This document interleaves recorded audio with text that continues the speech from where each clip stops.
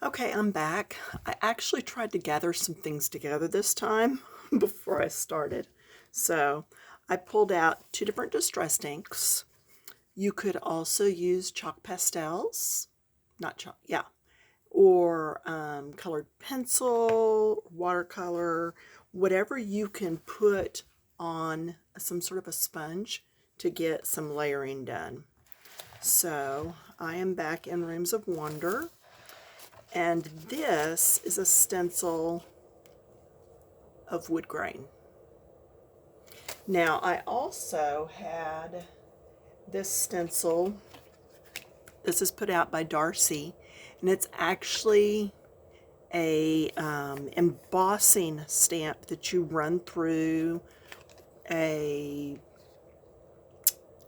not like a Cricut machine, not a Cricut, Edison, okay, those type machines, and it leaves the embossing on the paper. But you can take and you can stamp on this, flip it over and push it down, and you can do stamping that way too. So if you ever see these on clearance somewhere, don't hesitate to grab one, take it home, try it out, see if you like it or not, because they can be a lot of fun too. But this is the one I'm going for today, and I have, like I said, two inks here. And of course, inks can be messy, but we're okay with that. Now, I happen to like knot holes and stuff like that, so I am going to move this to the right, to your left,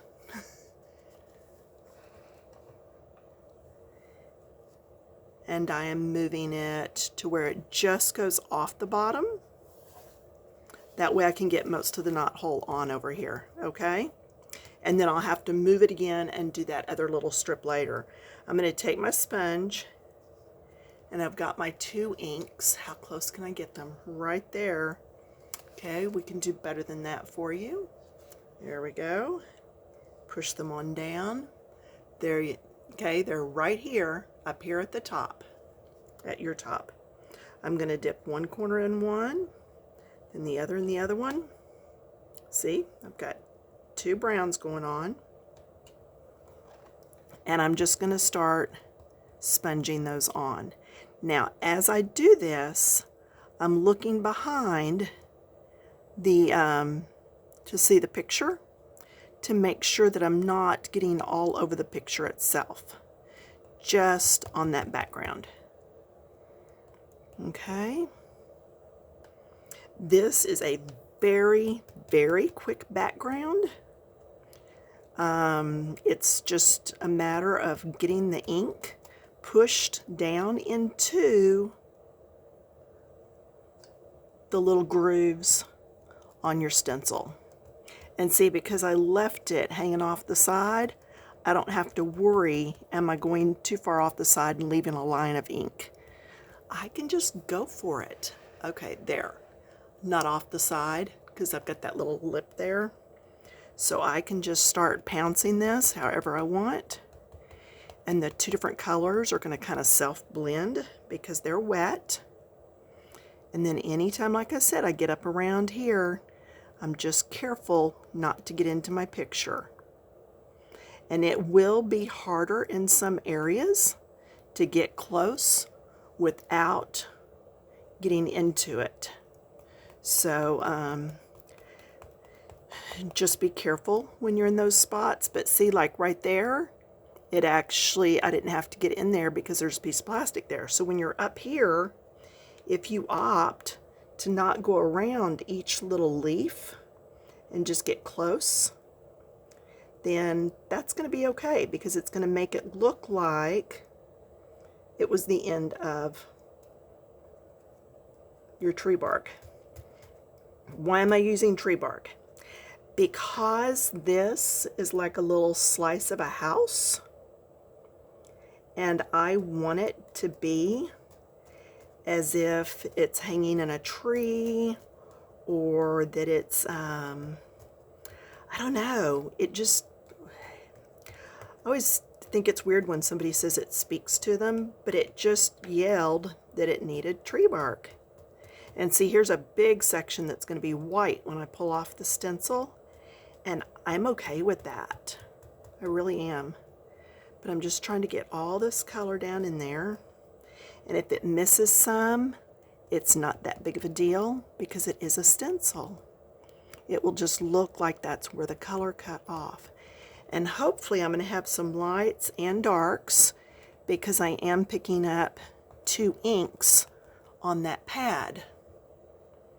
Okay, picking up 2 different colors. I did go to Michael's the other day and looked at their stamp pads. There's not the stays on anymore. I was like, uh-oh. So I did not buy a new stays on black yet. I didn't get to any of the other craft stores to look. But anyway, so there's that bit of news.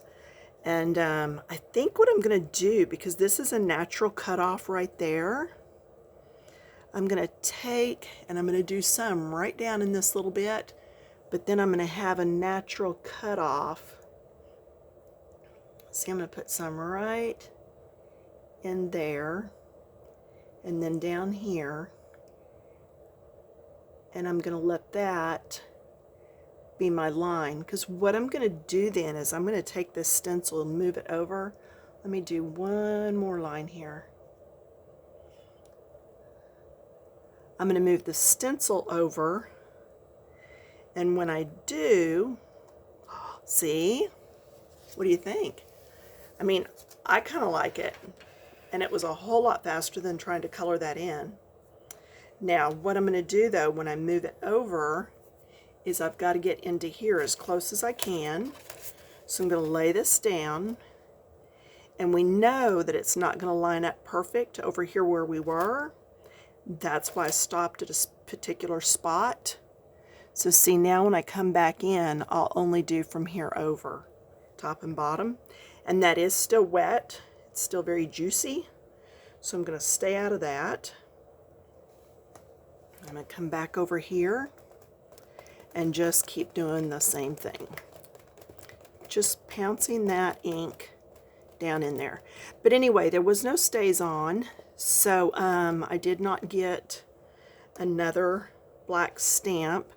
Something I will say is the goldfish on a previous video that I stamped, I did have to go back in there and I had to trace over it with a black pen.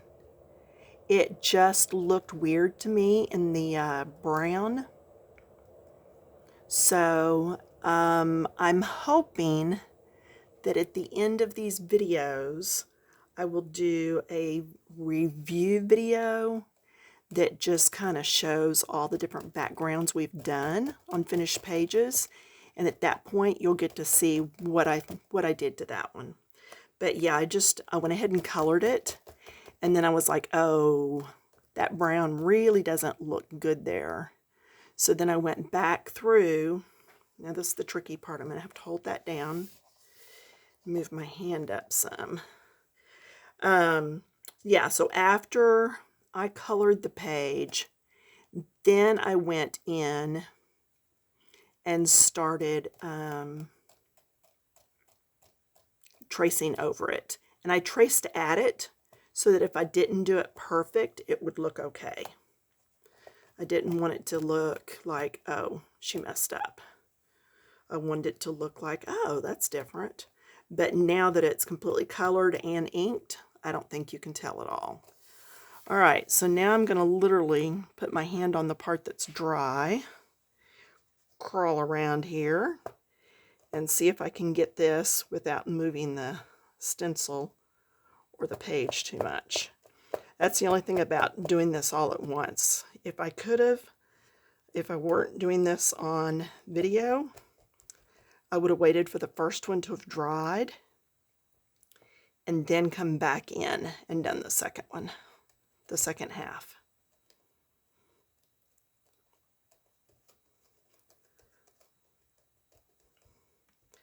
So just keep pouncing it till you get it done. And if it moves a little, you're going to see that with this particular stencil, it's not going to matter that much.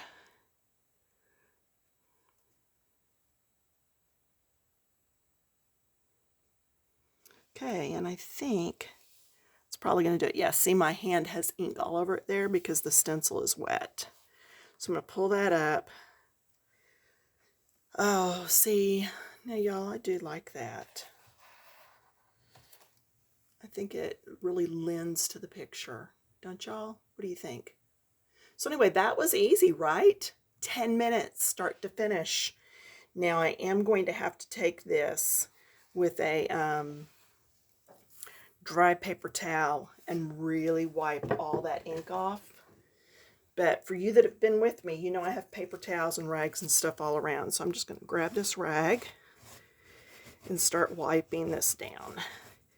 I need to put a new thing of baby wipes in here. I usually keep baby wipes in here in the studio too. If you've not seen my studio video, look for it. If you need the link, let me know and I'll try to look it up for you. But yeah, I keep a lot of supplies in here at hand, at arm's reach. And in that video, now see, I scrubbed and that popped up. So next time I use it, I'll have to be careful with that. In fact, I wonder if I can pop it back down by just bending it the opposite direction.